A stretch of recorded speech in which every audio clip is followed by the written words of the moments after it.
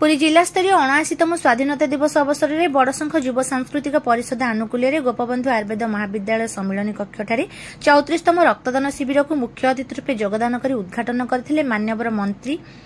आईन पूर्त अबकारी पृथ्वीराज हरिचंदन और अन्य मध्य लोकसभा सदस्य डॉ संबित पात्र, जिलापाल दिव्यज्योति परिड़ा, एसपी पिनाक मिश्र, विपिन बिहारी खुंटिया, अध्यक्ष गोपबंधु आयुर्वेदिक महाविद्यालय पुरी और अनुष्ठान सभापति जयंत कुमार षडंगी अतिथि रूपे योगदान करथिले। एही रक्तदान शिविर को परिचालना करथिले परिषदर संगठन संपादक लक्ष्मीनारायण दास, साधारण संपादक अश्विनी कुमार पंडा, कोषाध्यक्ष देवाशीष महांती, संध्याराणी रथ, मधुमिता महापात्र, सस्मिता सामंतराय, सौम्या मिश्र, अरुणिमा नंद, गौरीमणि दास, जयंती महापात्र, रमेश चंद्र महांती, वरिष्ठ सेवायत रविनारायण पंडा, अनुप नायक, रमेश चंद्र चौधरी, किशोर प्रधान, सनातन दास, मानस कुमार लेंका, राजकिशोर साहू, सागर जेना, शेषदेव साहू, माधव मल्लिक,